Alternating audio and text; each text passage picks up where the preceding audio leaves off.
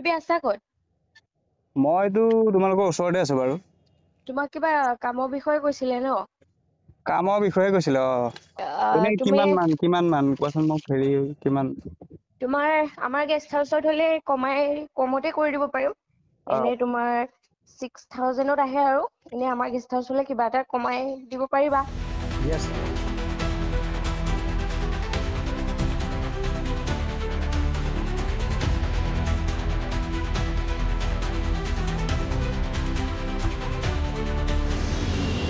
এখন বজাৰ আৰু এই বজাৰখনত আপুনি মানুহ পাব। মানুহ বজাৰখনত ক্ৰয় বিক্ৰয় হয়।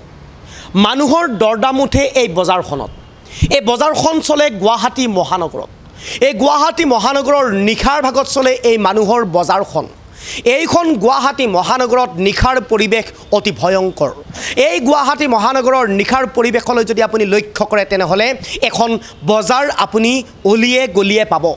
যিখন বজাৰত মানুহ বিক্ৰী হয়, যিখন বজাৰত মানুহ দৰদাম চলে, যিখন বজাৰত মানুহৰ ফটো অনুসৰি ফটো চাই নিৰূপণ হয় মানুহৰ দাম। 6,000 টকা পৰ্যন্ত এগৰাকী মানুহৰ দাম। আৰু এই বজাৰখন চলে গুৱাহাটী মহানগৰত। আমাৰ এক বিশেষ অনুসন্ধানত পোহৰলৈ আহিছে গুৱাহাটী মহানগৰত চলা এই বিশেষ বজাৰখনৰ কিছু দৃশ্যাংশ, কিছু কথোপকথন, কিছু দৰদাম। এই গুৱাহাটী মহানগৰৰ নিশাৰ এন্ধাৰত চলা এই বজাৰখনত জড়িত হৈ আছে বহু গণ্যমান্য ভদ্ৰ ব্যক্তিৰ মুখ। আৰু এই তথ্য কেৱল মাত্ৰ আমি লৈ আহিছোঁ, আমি ফাদিল কৰিম। এক প্ৰকাৰ ক'ব লাগিব গুৱাহাটী মহানগৰৰ মাজমজিয়াত চলি থকা এই বজাৰখনত জড়িত হৈ আছে বহু ভদ্ৰ ঘৰৰ ভদ্ৰ যুৱতী। আৰু ইতিমধ্যে এই সকলো তথ্য পোহৰলৈ আহিছে। একমাত্ৰ আমি এই বিশেষ অনুসন্ধানৰ জৰিয়তে পোহৰলৈ আনিবৰ কাৰণে চেষ্টা কৰিছোঁ মানুহৰ এই ক'লা বজাৰখন, যিখন বজাৰত মানুহৰ দৰদাম উঠে, নিশা হ'লেই বৃদ্ধি পায় মানুহৰ দৰ। আৰু এই মুহূৰ্তত যদি আমি ক'বলৈ যাওঁ তেনেহ'লে গুৱাহাটী মহানগৰৰ একাংশ গেষ্ট হাউচত বহে এইখন মানুহৰ বজাৰ। এই মুহূৰ্তত আমি লৈ আহিম সবিশেষ এই মানুহৰ বজাৰখনত কেনেদৰে ভিৰ হয় গ্ৰাহকৰ সবিশেষ। গুৱাহাটী মহানগৰত এখন বজাৰ বহে। এই বজাৰখন নিশা হ'লেই বহি যায়। এই বজাৰখনত গ্ৰাহকে ভিৰ কৰে। গ্ৰাহকে বজাৰখনত যেনেদৰে বস্তু চাই নিৰূপণ কৰে দাম, ঠিক তেনেদৰে মানুহৰ ফটো চাই নিৰূপণ কৰে এই বজাৰখনত মানুহৰ দাম। এনিশা প্ৰায় উঠে বজাৰখনত এগৰাকী যুৱতীৰ 6,000 টকা। 6,000 টকা দিলেই আপুনি এগৰাকী যুৱতী লাভ কৰে। এই বজাৰখন গুৱাহাটী মহানগৰৰ মাজমজিয়াত। এতিয়া প্ৰশ্ন উত্থাপন হৈছে গুৱাহাটী মহানগৰৰ একাংশ গেষ্ট হাউচ কেনেদৰে জড়িত হৈ পৰিছে ইয়াৰ লগত। হয়, নিশ্চিতভাৱে গুৱাহাটী মহানগৰৰ একাংশ গেষ্ট হাউচত বহে এই ক'লা বজাৰখন। আৰু এই ক'লা বজাৰখনত গ্ৰাহক অনবৰতেই ভিৰ কৰি থাকে। এই ক'লা বজাৰখনৰ এক প্ৰকাৰ যেন এতিয়া একাংশ ভদ্ৰলোকে চলাই গৈছে। গুৱাহাটীৰ গেষ্ট হাউচত আমি ক'বলৈ গৈছোঁ যৌনতাৰ বেহা। আৰু এই যৌনতাৰ বেহাৰ লগত জড়িত হৈ আছে বহু ভদ্ৰ ঘৰৰ ভদ্ৰ যুৱতী মহিলা। জয়ানগৰৰ এটা নিৰ্দিষ্ট স্থান আমি উল্লেখ কৰিব বিচাৰিম। জয়ানগৰৰ এটা গেষ্ট হাউচত চলে যৌনতাৰ বেহা। এখন ক'লা বজাৰৰ ব্যৱসায়ী একাংশ ভদ্ৰলোক। আৰু এই বজাৰখনৰ এক প্ৰকাৰ দৰদাম উঠে নিশাৰ ভিতৰতেই মোবাইলৰ কথোপকথনত।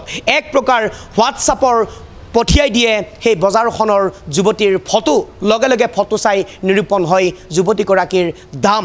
আৰু এই সমগ্ৰ ব্যৱসায়টোত হাজৰিকা উপাধি নামৰ এগৰাকী ব্যৱসায়ে চলাই গৈছে এই বজাৰখন। কামৰ প্ৰলোভনেৰে যুৱতীসকলক লৈ আহে গুৱাহাটী মহানগৰলৈ। আৰু গুৱাহাটী মহানগৰলৈ এই যুৱতীসকলক লৈ আহি মাহে দৰমহা দিয়ে 18,000 টকা। 18,000 টকা একোগৰাকী যুৱতীয়ে লাভ কৰে দৰমহা হিচাপে। আনহাতে নিশাটোৰ বাবদ এগৰাকী যুৱতীক দিয়ে 1,000 টকা। আৰু যুৱকজনে লয়, যিগৰাকী হাজৰিকা নামৰ ব্যক্তি, এই হাজৰিকা নামৰ ব্যক্তিগৰাকীয়ে লয় 5,000কৈ টকা। এই কথা স্পষ্ট হৈ পৰিছে এতিয়া দৈনিক যুৱতীসকলে কৰি গৈছে এনেধৰণৰ কাম নেতৃত্বত আছে হাজৰিকা নামৰ এগৰাকী ব্যক্তিৰ নাম আৰু এই বজাৰখন গুৱাহাটী মহানগৰৰ এতিয়া অলিয়ে গলিয়ে চলে গেষ্ট হাউচত বহে এই কলা ব্যৱসায়খন আৰক্ষী প্ৰশাসনক একাংশই মেনেজ কৰি চলাই যোৱাৰ অভিযোগ উত্থাপন হৈছে এতিয়া এই বজাৰখন কিয়নো একাংশ গেষ্ট হাউচত এতিয়া এনেদৰে আৰক্ষী প্ৰশাসনে চকুমুদা কুলিৰ ভাওজুৰি পাৰ্মিশ্যন অথবা লাইচেন্স প্ৰদান কৰে গেষ্ট হাউচৰ তাৰ পিছতে একাংশ গেষ্ট হাউচৰ বন্ধ কোঠাৰ ভিতৰত চলে এই কলা বেহাখন আৰু এই কলা বেহাখনত জড়িত আছে অসমৰ ভিন্ন প্ৰান্তৰ যুৱতী আমি নিশ্চাংক দেখুৱাই আছো এইসমূহেই হৈছে সেইসকল যুৱতী আমি অনুসন্ধান চলাইছিলো এইসকল যুৱতী কেনেদৰে কি কৰিছে এই হাজৰিকা নামৰ নেতৃত্বত কোন আছে আমি অনুসন্ধান চলাইছিলো আমাৰ অনুসন্ধানত ওলাই পৰিছে গ্ৰাহকে কেনেদৰে কথা পাতিছিল গ্ৰাহকে কেনেদৰে কথা পাতে যুৱতীসকলৰ লগত কেনেদৰে কথোপকথনত নিৰ্ণয় হয় দাম কেনেদৰে হোৱাটছআপত পঠিয়াই দিয়ে যুৱতীৰ ফটো চাই কেনেদৰে নিৰূপণ কৰে দাম এই সমগ্ৰ তথ্য আমাৰ হাতত ইতিমধ্যে আহি পৰিছে তথ্যৰ ওপৰত ভিত্তি কৰি আমি এই খবৰ আপোনালোকৰ মাজলৈ লৈ আহিবৰ কাৰণে চেষ্টা কৰিছোঁ এই চেষ্টাৰ এটাই উদ্দেশ্য যাতে গুৱাহাটী মহানগৰৰ একাংশ আৰক্ষী প্ৰশাসনৰ চকু খোল খাই গুৱাহাটী মহানগৰৰ একাংশ আৰক্ষীয়ে এই সন্দৰ্ভত যাতে চকু দিয়ে যাতে এইখন গুৱাহাটী মহানগৰৰ নিখাৰ এন্ধাৰৰ পৰা আঁতৰি যায় এইখন কলা বেহা এইখন গুৱাহাটী মহানগৰৰ নিখাৰ এন্ধাৰৰ পৰা চিৰদিনৰ বাবে যাতে নাইকিয়া হয় এই ব্যৱসায়খন সেইবাবে আমি গোপন অনুসন্ধানৰ জৰিয়তে গ্ৰাহকে কেনেদৰে কথা পাতিছিল এই গ্ৰাহকে কথা পতা কথোপকথন আপোনালোকৰ সন্মুখলৈ লৈ আহিবৰ কাৰণে চেষ্টা কৰিছোঁ যিটো সময়ত প্ৰতিটো গেষ্ট হাউচে গুৱাহাটী মহানগৰৰ আৰক্ষীক জমা দিব লাগে তথ্য অথবা নথিপত্ৰ সেই সময়ত কেনেদৰে একাংশ গেষ্ট হাউচত চলাই গৈছে এখন কলা বেহা যি বেহাত জড়িত হৈ আছে গ্ৰাহক হিচাপে মানুহ আৰু সামগ্ৰী হিচাপে মানুহ যি মানুহৰ দৰদাম উঠে মোবাইলৰ ফোনত যি মানুহৰ দৰদাম উঠে ফটো চাই হোৱাটছআপৰ মেছেজত এই মুহূৰ্তত গ্ৰাহকৰ লগত কথোপকথন হোৱা সেই অডিঅ' আছে অডিঅ' আপোনালোকে শুনিলে স্পষ্টকৈ অনুধাৱন কৰিব প্ৰকৃতাৰ্থত গুৱাহাটী মহানগৰত চলি আছে এনেধৰণৰ কিছু ছেক্স ৰেকেট ক'ত আছা এতিয়া মই গুৱাহাটীৰ ৰুমতে আছো মই বেলতলাত থাকো ৱাইলেছত লগ পাবলৈ আহিছিলে অলপ তুমি আছা ক'ত মইতো তোমালোকৰ ওচৰতে আছো বাৰু তোমাক কিবা কামৰ বিষয়ে কৈছিলে ন কামৰ বিষয়ে কৈছিলে তুমি মানে কি ৰাতিৰে লগ কৰিব পাৰিম ৰাতি কেইটাত মানে এনেকে কামত ল'বা নে কিনো সেইটো কোৱা কামত আৰু ছোৱালী আছে তোমাক এতিয়া কাক লাগে বা তুমি ফটো দিলে গম পাম মই ঠিক আছে মই ঋতুবাই আকৌ মোৰে কথা ক'লে নেকি হ'ব তোমাৰ ফটো দিলেও কথা নাই তোমাকতো মই দেখা নাই ন আজিলৈকে নাম্বাৰটোহে পাইছো আছে ছোৱালী আছে বাৰু কিমান মান কোৱাচোন মোক কিমান তোমাৰ আমাৰ গেষ্ট হাউচত হলে কমতে কৰি দিব পাৰিম এনে তোমাৰ 6,000ত আহে আৰু এনে আমাৰ গেষ্ট হাউচ হলে কিবা এটা কমাই দিব পাৰিবা তুমি মোক গেষ্ট হাউচৰ ফটো পঠাই দিয়াচোন বৰষুণ দি আছে যাব পৰা নাই মই ৰাতি 8টাত গ'লে তোমাৰ ৰাতিপুৱা 6টাত আহিব মানে 8টা বজাত আহে নেকি 8টা বজাত তোমালোকৰ কথা তোমালোকে কেতিয়া মাতা দুটা দিছো আৰু এটা দি দিও ন দি দিয়া আৰু ফটো গেষ্ট হাউচৰ ফটো দিয়া গেষ্ট হাউচৰ ফটো মানে গেষ্ট হাউচৰ ভিডিঅ' আছে মই পঠিয়াইছো ৰবা পঠিয়াই দিয়া দিগদাৰ হ'ব মোৰ গাড়ী আছে ন পাৰ্কিং কৰিব নোৱাৰিম যেনি নহয় আমাৰ পাৰ্কিং বঢ়িয়া জেগা আছে নহয় মই চাব সময়ত পাৰ্কিং কৰিব লাগিব ন প্লেচটো লোকেশ্যনটো বৰ্তমান কোনখিনিত আছা মই এতিয়াতো আছো বিশালৰ তলত গণেশগুৰিত আছা আচ্ছা তুমি জয়ানগৰলৈকে আহা দি আছো বাৰু হেৰিটো দি দিয়া হেল্ল' শুনা মই কথা এটা কওঁ মই গেষ্ট হাউচৰ ৰুমৰ কথা পাতিলো এইটো কি কয় তো মানে মই যাম আৰু এহেঁত দুজনীক লৈ যাম ন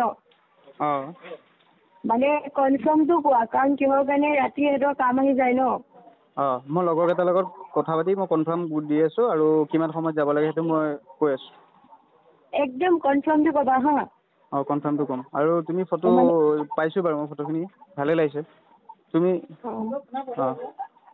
ঠিক আছে মানে কনফাৰ্মটো অকণ জল্দি ক'বা কাৰণ তই ইহঁতক কামত পঠাব লাগে যে ক'ত যায় সিহঁতে? তাতে যায় নে বেলেগতো যায়? বেলেগত নাযায়, প্ৰায়ভাগ মানে তাতে যায়। কাৰণ কিয় কাৰণে আজিকালি জানাই গুৱাহাটীৰ কথা। কি? মানে কিবা কিবি হেৰি হৈ থকা নাথাকে জানো, য'ত ত'ত ক্লাবত লৈ যায় এনেকে মানুহে, এনে বেয়া ন। মানে কনফাৰ্মটো কোৱা, তেতিয়া মই তোমাৰ হেৰি কৰি থব পাৰিম ন। ঠিক আছে, মই জনাই আছোঁ অলপ দেৰিকে। ঠিক আছে। ৰুমটো অকণ জল্দি ল'বাগে হা, নহ'লে অনলাইন বুকিং হৈ যায় মানে আমাৰ।